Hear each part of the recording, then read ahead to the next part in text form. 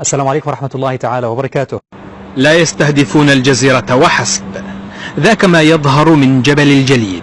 أما ما خفي وأضمر وسكت عنه فقد قاله هذا الوزير الإسرائيلي أيوب قرع: تغيير المعادلات في المنطقة وما قر من قواعد وأحلاف، أي شرق أوسط جديد يتغير فيه مفهوم العدو تماما بحيث تصبح إسرائيل شريكا. ذاك ما اتضح في حصار قطر، فمن يرفض يقصى ومن يقاوم الإقصاء يشيطن ويحاصر. إنه عمل استراتيجي إذن متسق ومترابط ويتشكل على مراحل، خلالها تنشأ تحالفات تستجد وتبحث عن أسباب البقاء عبر خلق عدو جديد، ما يفسر إخراج قطر وإحلال مصر مكانها في تحالف 3+2، وقد انضمت إليهم تل أبيب أخيرا. يقول الوزير الإسرائيلي إن ثمة دولا كاد يسميها حليفة، وهي فعليا 3 مصر، بصدد شراكة أكبر مع إسرائيل سياسيا واقتصاديا، بل وهذا أخطر دفاعيا، فهدفها واحد وهو الإرهاب. ما يعني أن الأربعة هذه المرة زائد تل أبيب خلصت إلى مفهوم جديد ومشترك بينها للإرهاب، وهو فعليا حماس بالنسبة لإسرائيل، يضاف إليها بالنسبة لدول الحصار تلك القوى التي خلقت ربيعا عربيا وئد ولا يريدونه أن يعود بأي ثمن. نشأ التحالف الموصوف بالسني، أو على الأقل أعلن عنه ضمنا خلال زيارة ترامب إلى الرياض. هناك بدا واضحا أن ثمة تحالفا سنيا بحسب الوصف قد تشكل مع إسرائيل برعاية أمريكية. غادر ترامب الرياض في رحلة مباشرة إلى إسرائيل لتبدأ بعدها ورشة تفكيك التحالفات القديمة لصالح أخرى جديدة، ولم يأتي هذا من فراغ، بل عبر عملية طويلة نسبية كانت فيها السعودية كمن يتجمل فيتعرقل. هنا تركي الفيصل، وهو ليس أي رجل في النخبة السعودية، ابن ملك وحفيد آخر ورئيس المخابرات السعودية وسفير بلاده السابق إلى لندن وواشنطن. هنا في منتدى أمني دولي يحضره إسرائيليون لا ينسحب الرجل بل يبقى، يوجه له مسؤول إسرائيلي الدعوة لمصافحته فيفعل، وهو سعيد كما تظهره الصورة. بالنسبة لكثيرين فإنه لا يمثل نفسه قدر ما يشكل قناة خلفية لبلاده مع الإسرائيليين، يقوم باختبار الفرص وتهيئة الرأي العام بالتدريج للإعلان عما هو أكبر. وهنا يبدو سعيدا أيضا بثيابه الأوروبية، وهو يقف إلى جوار تسيفي ليفني العضو السابق في الموساد والوزيرة الإسرائيلية السابقة التي قامت بنشر صورها معه على حسابها في تويتر. بالتوازي معه ينشط أنور عشقي، وهو عضو سابق في المؤسسة الاستخباراتية السعودية، يصف نفسه بمجرد مفكر فقط. يلتقي عشقي الإسرائيليين بيسر أكبر من تركي الفيصل، بل ويدافع عن نتنياهو لأننا ويقصد بلاده من تحالف يريده لأنه رجل قوي ومنطقي وواقعي. يبشر عشقي بخارطة جديدة تنشأ في المنطقة تتطلب أولا وقبل كل شيء تحقيق السلام بين تل أبيب والعرب. ليس السعوديون وحدهم في هذا، جماعة أبو ظبي دخلوا أيضا ومبكرا على الخط. في 2012 يشارك وزير خارجية الإمارات في اجتماعات الجمعية العامة للأمم المتحدة، وآنذاك يقوده يوسف العتيبة عبر مدخل الخدمات في أحد فنادق نيويورك ليقابل بنيامين نتنياهو في جناحه.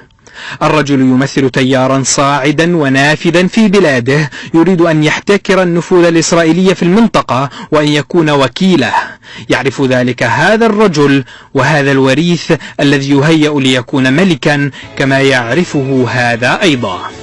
إنه هنا مع لفيف من قوى الثورات المضادة يشاركون في افتتاح قاعدة عسكرية هي الأكبر في الشرق الأوسط. لعله التحالف العسكري أو الدفاعي بحسب وصف الوزير الإسرائيلي قد بدأ، متوحش ويعرف عدوه جيدا، ليس إسرائيل على الإطلاق.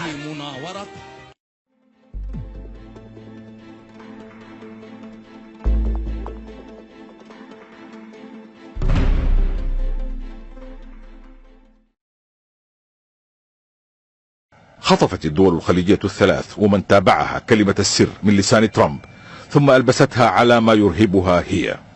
وقد تشابه بقر الإرهاب على الناس، فترامب يخاف ما اعتبرها كراهية متجذرة في الإسلام، لكن إمام الحرم المكي يخاف إرهابا آخر يستنزل عليه العذاب. الإرهاب بالنسبة إلى الخليجيين هو أن لا تعود مشاهد الربيع العربي بمثل ما جرى في تونس، وأن لا تعود الكاميرات بمشهد كمشهد مبارك المعزول، وأن لا تعود بمشهد الرئيس مرسي رئيسا لمصر. فالدول الخليجية ترهب الديمقراطية لأنها نقيض نظامها السياسي، ولا تحب الحديث عن حقوق الإنسان، ولا تحب الإعلام الحر. والإرهاب الذي تخشاه هو سياسي ديمقراطي. وتجربة الربيع العربي التي كانت الجزيرة أعلى منابرها يجب أن تكون من الماضي، وأن يسد في وجهها كل باب. أما الطلب إلى قطر بخفض علاقاتها مع إيران فهو ليس أقل هزلية من كراهة الديمقراطية ورؤيتها إرهابا.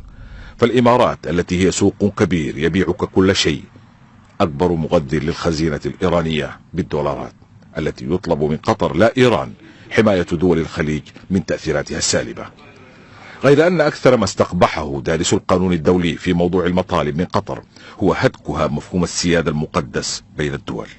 فكل دولة لها الحق في تجنيس من تشاء، ولها الحق في أن تبقي على أرضها من تشاء، ولها أن تجير من تشاء. والإجارة مفهوم عربي قديم ذهب مع العرب الفانية.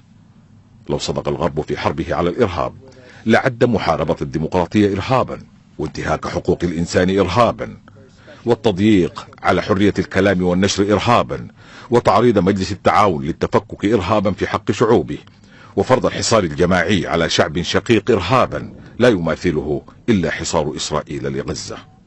أما مطالبة قطر بدفع تعويضات مالية للدول الثلاث لما لحقها من ضرر بسبب قطر ففيه رائحة رز تفوح. لم يعرف عن الخليجيين حرصهم عليه في علاقاتهم صافية أو معتكرة. الرز أثر من آثار التابعين بغير إحسان. أخيرا ذهبت السكرة وحضرت الفكرة. أما السكرة فهي فائض الإحساس بالقوة وفائض الرغبة الملحة في تحجيم دور قطر على المسرح الدولي الذي أزرى بسعة الجغرافيا شرطا للنفوذ، فكان الحصار. أما الفكرة التي حضرت فليست بأقل بؤسا من قرار الحصار نفسه. تكشف صحيفة المطالب أن تخريج أسباب الحصار جاءت بعده لا قبله، وبين يدي ضغط دولي متصاعد يستوضح دوافعه. كان المحاصرون قد لزموا الصمت طويلا تتملكهم الحيرة ما عساهم قائلون. سنأتي بالأسباب يقول قائلهم، نحن عاكفون عليها يقول آخر، أسبوع، أسبوعان، وثالث يوشك على الانتهاء. ثم أخيرا بعد التفكير والتدبير والتقدير تخرج الدول الخليجية الثلاث تطالب قطر بالإغلاق الفوري للقاعدة التركية على أراضيها. ويكفي هذا الطلب دليلا على ورطة الدول الخليجية الثلاث وتابعيها، فهو ارتجال في السياسة متعسف لعقلانة ما لا يعقل. فالقوة العسكرية والقاعدة كلاهما كان غير موجود يوم فرضت هذه الدول الحصار على قطر. الكلمة الجامعة في مطالب الدول الخليجية الثلاث من قطر هي الإرهاب. لكن شاغل الدول الخليجية والتابعين لها هو شاغل سياسي، وإن تذرع بالأمن لينسجم مع الكورال الدولي ضد الإرهاب. غير أن تحرير المسألة سيريك أن لكل إرهابه. الغرب يخشى من يسميهم المسلمين المتطرفين، وقد يذهب أشدهم نكيرا إلى أبعد من ذلك.